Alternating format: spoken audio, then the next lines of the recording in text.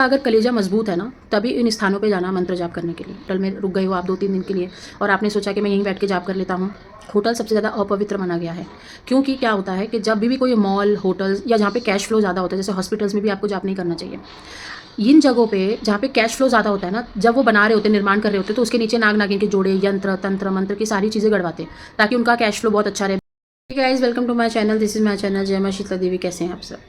आपका अगर कलेजा मजबूत है ना, तभी इन स्थानों पे जाना मंत्र जाप करने के लिए।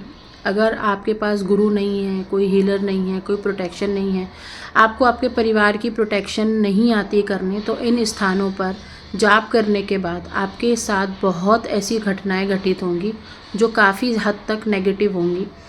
ऐसी जगहों पे स्थान सिर्फ साधकों को लिए बताया गया है, गुरुओं के लिए बताया गया है, जो भूत प्रेतों से नहीं डरते हैं। ठीक है, जिनका कलेजा बहुत मजबूत है, जो इन कामों के लिए बने हैं, सिर्फ उन्हीं को ही परमिशन है इन जगहों पे जाप करने की। अब कौन सी जगह है? हॉस्टल, पीजी, होटल्स, थिएटर्स, जंगल के आसपास नदी तट है, नदी के किनारे, जंगल में अगर आप रहते हो या जंगल में आपने कहीं होटल स्टे कर लिया है, होटल में रुक गए हो आप 2-3 दिन के लिए और आपने सोचा कि मैं यहीं बैठ के जाप कर लेता हूँ। होटल सबसे ज़्यादा अपवित्र माना गया है, क्योंकि क्या होता है कि जब भी कोई मॉल, होटल्स या जहाँ पे कैश फ्लो ज़्यादा होता है, जैसे हॉस्पिटल्स में भी आपको जाप नहीं करना चाहिए। इन जगहों पे जहाँ पे कैश फ्लो ज़्यादा होता है ना, जब वो बना रहे होते, निर्माण कर रहे होते, तो उसके नीचे नाग नागिन के जोड़े, यंत्र तंत्र मंत्र की सारी चीज़ें गड़वाते हैं ताकि उनका कैश फ्लो बहुत अच्छा रहे, बिजनेस बहुत अच्छा चले, हॉस्पिटल बहुत अच्छा चले, होटल्स बहुत अच्छा चले। अब आप आध्यात्मिक इंसान हो, आप सुरक्षित हो, आप शुद्ध हो, सब कुछ हो।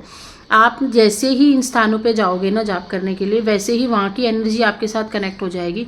फिर आप दुनिया के किसी भी कोने में जाओगे ना, वो कोड आपके साथ कनेक्ट रहेगा और आपको सपने में ना वो जगह दिखाई देना, उनकी एनर्जीज़ दिखाई देना, या कुछ ना कुछ भूत प्रेतों की एक्टिविटीज़ आपके साथ होने लगेगी। आपको डर लगने लगेगा, आपको मंत्र जाप करना, पूजा करना, खाना खाना, सब कुछ ऑटोमेटिक कम होने लग जाएगा। आप एक खुशहाली की ज़िंदगी जी रहे थे, आप कहाँ से पता नहीं खराब जीना शुरू कर दोगे।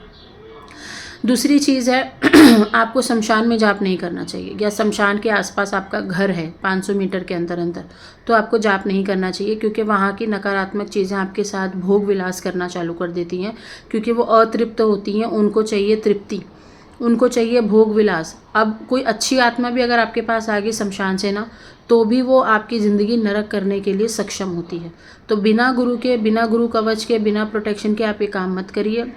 आजकल लोग यूट्यूब से सीख के, कहीं ना कहीं सोशल नेटवर्किंग से मंत्र वगैरह निकाल के, किसने ये कह दिया, उसने वो कह दिया, जा के लोग जाप कर रहे हैं। परिणाम ये हो रहा है कि लोग, घर में किसी एक की मृत्यु कैंसर से हो रही है, घर में किसी एक को ऐसी बीमारी हो रही है जो आईसीयू तक एडमिट हो चुका है, अब उसको कोई ठीक नहीं कर पा रहा, दवाइयाँ काम नहीं कर रही हैं, अब वो मृत्यु के स्टेज पर बैठ गया है।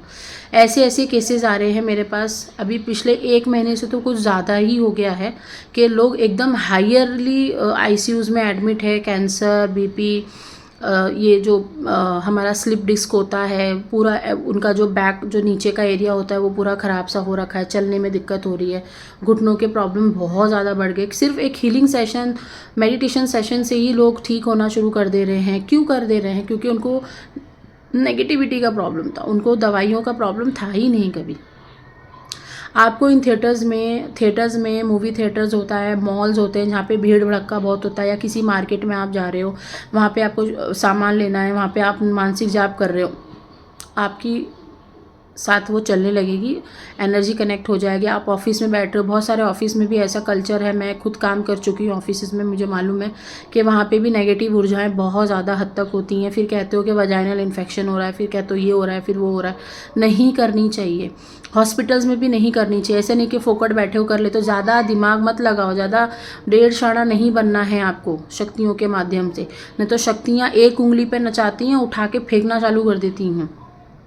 अगर आपके पास गुरु की कृपा है, आपके पास हीलर है, तो आप हर महीने अपनी शुद्धि कराते रहो।